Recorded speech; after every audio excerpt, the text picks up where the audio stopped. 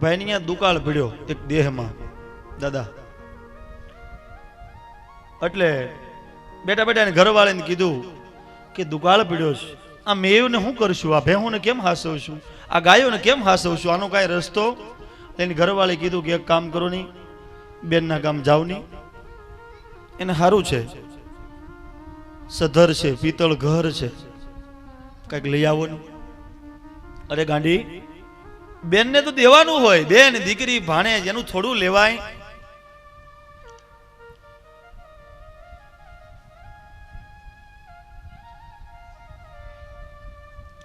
પણ એક કામ કરો, જાઓ, આપણે આવતું વર સારું થઈ જાય તો આપણે બેનને ડબલ આપી દેવું.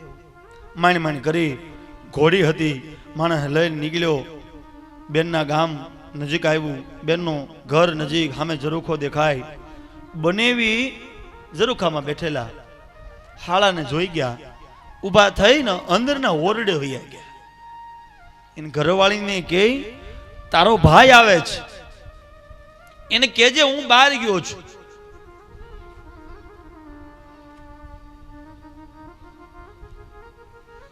સાડીનો છેડો આંખ ઉભરથી લૂછી અને બેન ત્યાં ઊભી છે.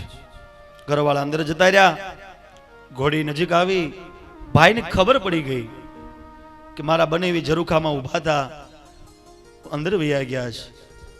બેનને રામ રામ કર્યા, બેને ઓવારણા લીધા કે ભાઈ કેમ આવવાનું થયું? કાંઈ નહીં બેન, કાંઈ નીકળ્યો તો તેમ થયું, હાલની બેનને રામ રામ કરતો જાઓ. લાઈ પાણી પીધું કે ભાઈ સાસુ પીવા રોકાઈ જાઓ, વાળું કરવા રોકાઈ જાઓ, હીરામણ કરીને જાજો. કે નહીં બેન, હવે મોડું થઈ ગયું છે.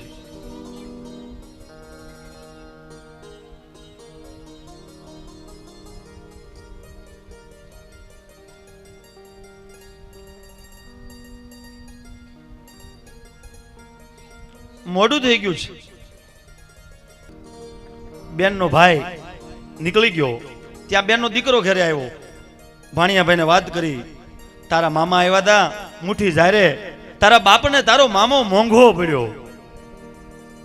ભાણિયાને વાત સમજાણી, બાપાને સમજાવ્યા, અને બાપાએ કીધું કે મારી ભૂલ મને હવે સમજાઈ ગઈ છે, પણ બેટા તું જા, તારા મામા પાસે ઘોડી છે ને એની કરતા આપણી ઘોડી હારી છે, એની પાસે રોજી છે, આપણી પાસે બાવળી છે. અને બાવળી લઈને ઉપર, અને ભાણુભા ઉપડ્યા બાવળી ઘોડી લઈને. આ બાજુ મામાના આંખમાં આહુડા આવી ગયા, અને ભગવતી 9 લાખ લોબડિયાળીને યાદ કરી, ધક માર ધડડ હોત હડડ ગડડ ના દે ગડગડી, કમઠ કડડ થંભ થડડ સોંપતી સિંધે સડી, ફરકંદ ફડડ કંઈક નેજા હડડ ના દે હડ હડે, સોનલ સમાઢા વ્યોમ બાઢા, ખબર ખાંડા ખડખડે, વિરાણ વાઢડ કોપ ડાઢડ, ભોમ હલબલ ભાકડે, અને ભબકી ભયંકર ખડગ લઈ. ઈ જગદંબાને યાદ કરી, ઈ ભેળિયાવાળીને યાદ કરી, આવડ તારી આણ લાજાલો લોપે નહીં, ભરે ને ડગલું ભાણ રાખજે કશ્યપ રાવૂત. ઈ આવડ કોનાના પછડાનો જેમ સુરત દાદા ઘા કરે એમ ઈ એના હસડાનો ઘા કરે, અને સૂરજને જો સંભાવી દેતી હોય એવી જગદંબાને યાદ કરી. માતાજીની ભેળીઓ ઓઢાડી કોઈ નાનો અમથો ન હોય. હો, એમાં વિષ્ણુ છે, એમાં મહાદેવ છે. સમય નથી, સાંભળી લેજો, મને ટાઈમ મળે તો. ભેળિયાને વિષ્ણુએ વણ્યો અને રમાએ કાતિયો, શિવે વણ્યો અને ઉમાએ કાતિયો, અને રામને સીતાએ પૂરી એમાં ભાજ્યું. હે, આ ભેળિયાની વાતો છે. સત્વ છે, શક્તિ તત્વ છે, માનો તો. અને જગદંબાને યાદ કરી, કાળિયા ઠાકરને યાદ કર્યો, એના ઈષ્ટદેવને યાદ કર્યો. હે ઠાકોરજી મારી પદ રાખજે, લગા લખાના નેહડે બેઠો દ્વારિકા વાળો દેવ, ઠાકર મારી હાસવેલા છે. હે ઠાકર મારી આબરૂ હાસવજે. અને આંખમાંથી આહુડા પડે, અને ઠાકોરજીને કરવું.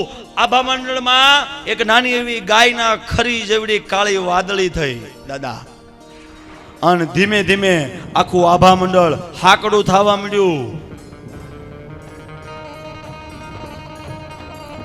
વીજળીના કડાકા બડાકા થવા લાગ્યા, વરસાદ બારે મેઘ ખાંગો થયો, અંદરનો અવાજ સાંભળ્યો. આ બાજુ ભાણુભા આવ્યા, એ મામા ઊભા રહી જાઓ, મારો બાપ ઘેરે આવી ગયો છે. એક વર્ષ નહીં, તમને 3 વર્ષના દાણા અમે આપીએ. અને મામાએ પાછી વાળું ન જોયું. એ ભાણુબા કે હા, ત્યાં તારો બાપ આવી ગયો ને, અહીંયા હવે મારો બાપે આવી ગયો છે. તારા બાપની મારે જરૂર નથી.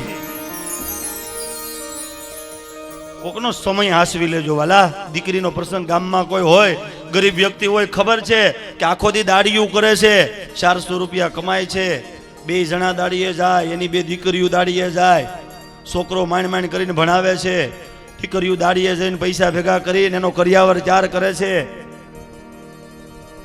એવું થાય ને, એની ઘેર જાજો.